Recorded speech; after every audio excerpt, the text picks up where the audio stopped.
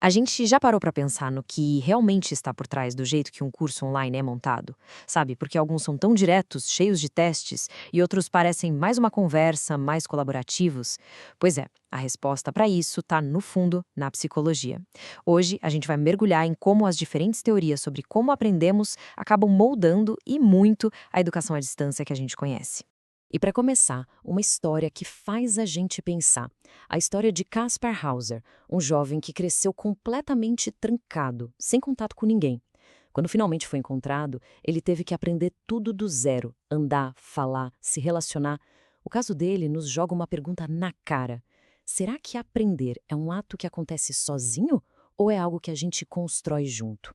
Essa questão é o verdadeiro ponto de partida da nossa conversa de hoje. E essa pergunta, se a gente aprende sozinho ou em grupo, nos leva direto para duas grandes correntes de pensamento.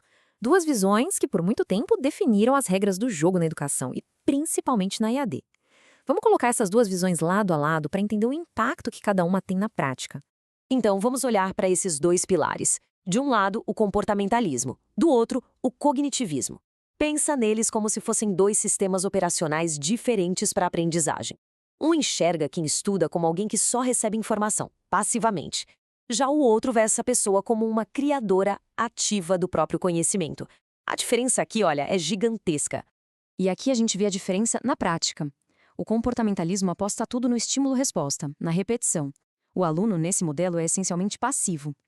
Já o cognitivismo defende uma relação totalmente ativa, em que a gente constrói o nosso saber pela interação, pela linguagem. É a diferença entre uma aprendizagem que foi, digamos, programada e uma que foi de fato construída. Essa citação aqui mostra direitinho o resultado de uma abordagem comportamentalista na EAD. Ambientes virtuais que são lineares, fechados, com pouquíssima interação. É um modelo focado em passar informação e não em construir conhecimento.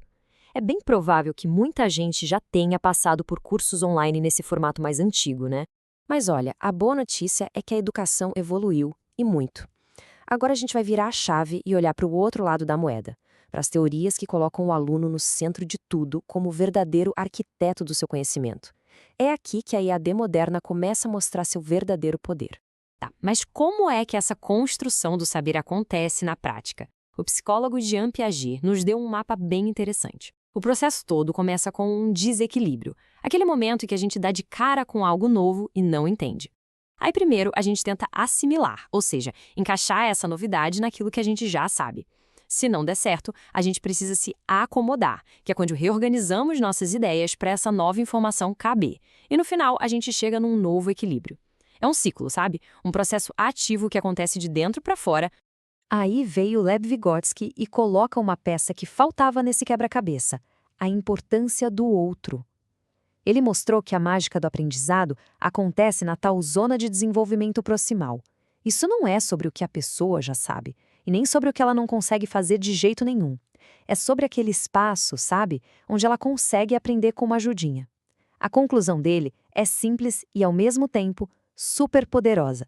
Aprender é, e sempre vai ser, um ato social.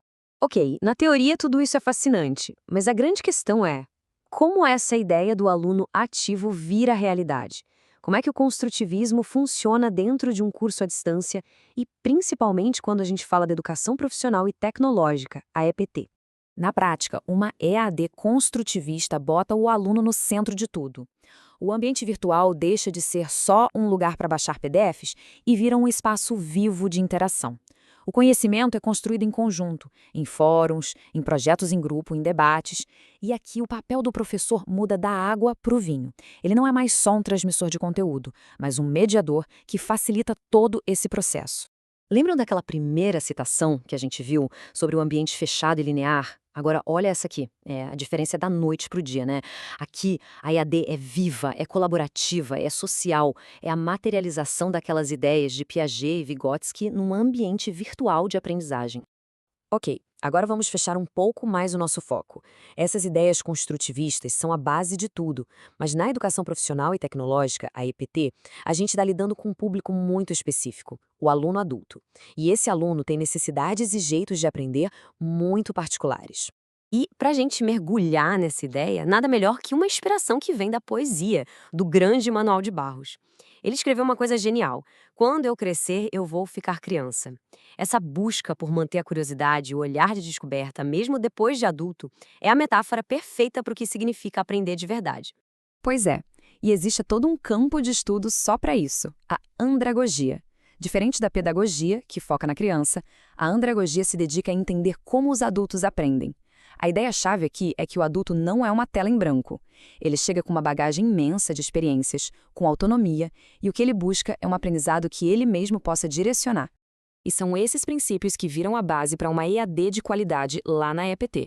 O aluno adulto precisa ver a aplicação prática daquilo que ele está estudando. A experiência de vida dele não pode ser deixada de lado. Pelo contrário, tem que ser o alicerce para o novo conhecimento. A motivação não vem só da nota, mas da vontade de crescer. Para o aluno adulto, entender o porquê de aprender algo não é um luxo, é uma necessidade, é fundamental. Certo. Então, quando a gente junta todas essas peças, o aluno como construtor, o aprendizado como um ato social e as necessidades do aprendiz adulto, onde a gente quer chegar com tudo isso? Para onde toda essa evolução na educação está apontando? O objetivo final é o que a gente pode chamar de uma formação que emancipa. Não é só sobre ensinar uma técnica nova, mas sobre formar profissionais com autonomia, com consciência crítica, é sobre formar gente capaz de aprender a aprender para o resto da vida. A EAD, quando é bem pensada, se torna uma das ferramentas mais poderosas para preparar as pessoas para o mundo do trabalho que não para de mudar. E aí a gente volta para o nosso poeta, por Manuel de Barros.